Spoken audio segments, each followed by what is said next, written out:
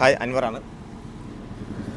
ഇന്ന് നമ്മുടെ നാട്ടിൽ നടക്കുന്ന ഒരു ഓൺലൈൻ പേയ്മെൻറ്റുമായി ബന്ധപ്പെട്ട് ഉള്ളൊരു ചതിയെക്കുറിച്ചിട്ടുള്ളൊരു ചെറിയ വീഡിയോ ആണ് ഞങ്ങൾ ചെയ്യാൻ ഉദ്ദേശിക്കുന്നത്.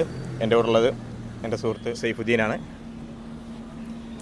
ഇങ്ങനൊരു സംഭവം നമ്മൾ ചെയ്യാൻ നമുക്ക് ഒരു ആശയം കിട്ടിയത് ഒരു പെട്രോൾ പമ്പിൽ പാലക്കാട് ഇതേപോലെ നമ്മൾ ഒരു പെട്രോൾ പമ്പ് പോയി എണ്ണ അടിച്ചപ്പോൾ അവർ പറഞ്ഞത് ഏകദേശം ഒരു ദിവസം 2000-ഓളം രൂപ ഷോർട്ട് വരുന്നുണ്ട്. എങ്ങനെയാണത് കണ്ടുപിടിക്കാൻ കഴിയുന്നില്ല.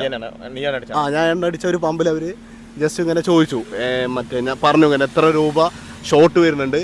ഞങ്ങളത് സ്റ്റാഫുകൾ തന്നെ ഡിവൈഡ് ചെയ്ത് ആ ഷോർട്ട് നികത്തലാണ് കഴിയുന്നില്ല എന്ന്. അപ്പോൾ അതിനെപ്പറ്റി ചിന്തിച്ചപ്പോഴാണ് ഈ ഷോർട്ട് വരുന്ന ഇങ്ങനെയുള്ള സ്ഥാപനങ്ങളിലെല്ലാം ഈ ബോക്സ് ഇംഗ്ലീഷിൽ സെറ്റ് ചെയ്ത് വെച്ചിട്ടുണ്ടാവും. അപ്പോൾ ഈ 13 രൂപ തൊട്ട് 19 രൂപ വരെ, അതുപോലെ 30 രൂപ തൊട്ട് 90 രൂപ വരെ ബോക്സിൽ ഇംഗ്ലീഷിൽ വെക്കുമ്പോൾ ഇപ്പോൾ തിരക്കായിരിക്കാം, പമ്പിലൊക്കെ നല്ല തിരക്കായിരിക്കാം. അപ്പോൾ ഇപ്പോൾ 130 രൂപയ്ക്ക് എണ്ണ അടിച്ചാൽ 130 എന്നുള്ളതിന് പകരം 113 അയച്ചാൽ 113. അപ്പോൾ ആ ഒരു പ്രൊണൗൺസിയേഷനിൽ 130 എണ്ണ അടിച്ചാൽ 113 അയക്കും. അപ്പോൾ ബാക്കി അവിടെ 17 രൂപ ഷോർട്ടാണ്. അങ്ങനെ ഏറ്റവും കൂടുതൽ 190 രൂപക്കാണ് പല പമ്പുകളിലും അടിക്കുന്നത്. 190 അയച്ചാൽ എത്ര അയച്ചാൽ മതി? 119 അയച്ചാൽ മതി. 71 രൂപ. പമ്പര് ശ്രദ്ധിക്കില്ല, കാരണം തിരക്കിന്റെ ഇടയിലല്ലേ അവര് ഒരുപാട് ആളുകൾ വന്ന് അടിക്കുന്നതിന്റെ ഇടയിൽ ഇത് ശ്രദ്ധിക്കാൻ അവരെ കൊണ്ട് ക്രോസ് ചെക്ക് ചെയ്യാനുള്ള സമയം കിട്ടില്ല. ഓക്കെ, എന്തായാലും സൈഫ് പറഞ്ഞത് ഈ രീതിയിലുള്ളൊരു ചൂഷണം നടക്കുന്നതാണ്. ഇപ്പം നമ്മളുള്ളത് ഒരു പമ്പിൽ തന്നെയാണ്. ഒരു പമ്പിലൊന്ന് ടെസ്റ്റ് ചെയ്ത് നോക്കാം. പിന്നെ മുമ്പിൽ കാണുന്നൊരു കട, ഒരു ചായക്കടയിലും കയറിയിട്ട് ഒന്ന് ടെസ്റ്റ് ചെയ്ത് നോക്കാം എത്രമാത്രം ഉണ്ടെന്നുള്ളത്. എനിവേ എന്തായാലും കരുതിയിരിക്കുക.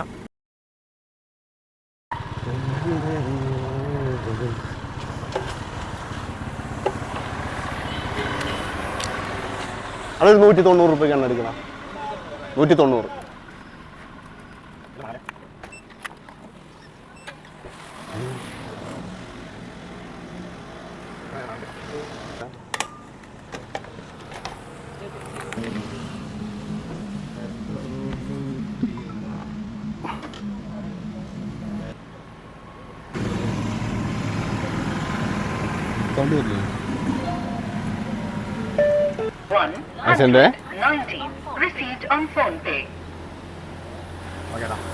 കടായിക്കോ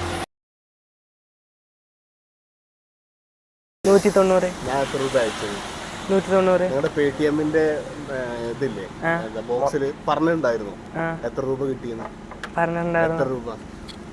റിപ്പീറ്റ് അടിച്ചോളാം, ഒന്ന് ഫോണിൽ നോക്കാം. നോക്ക്. അല്ല അവന്റെ ഫോണിൽ കിട്ടും. അവന്റെ ഫോണിൽ 119. എത്ര രൂപ നിങ്ങൾക്ക് ഇതില് നഷ്ടം വന്നു?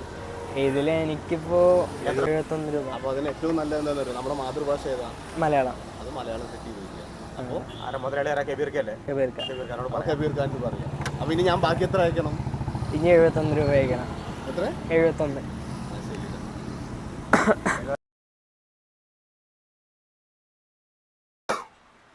സേവർക്ക് എന്തൊക്കെയുള്ളത്? സമൂസ, ചിക്കന് വെജ്, ഉള്ളിവട കഴിഞ്ഞു, പഴംപൊരി. സമൂസ ഏതാ, വെജോ നോൺ വെജോ? ചിക്കന് വെജ് രണ്ടുണ്ട്. ഒരു 8 വെജ് തരോ? പെട്ടെന്ന് പാർസൽ ആയിക്കോട്ടെ. എത്ര? 80 രൂപ. 80 രൂപ അല്ലേ? വേറെന്താ വേണ്ടേ? അത് മതി 80 ഗൂഗിൾ പേ ആയിട്ടാ.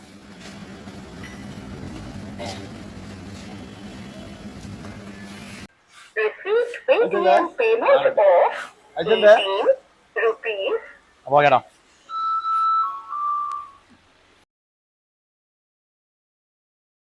ഞങ്ങൾ എത്ര രൂപ സാധനം മേടിച്ചത്? 80 രൂപ. എത്ര രൂപയാണ് അയച്ചത്? 80 രൂപ. എത്ര രൂപയാണ് നിനക്ക് അയച്ചത്? നിന്റെ ഫോൺ എടുക്കും, ഫോണിൽ നോക്കുക ഞങ്ങൾ എത്ര അയച്ചത്. സൈഫുദ്ദീൻ 18. 18. അങ്ങനെ എത്ര പേര് നിങ്ങളെ പറ്റിക്കുന്നുണ്ട്? അതറിയില്ല, നമ്മള് നോക്കാറില്ല, മെസ്സേജ് അങ്ങനെ ശ്രദ്ധിക്കാറില്ല. 18.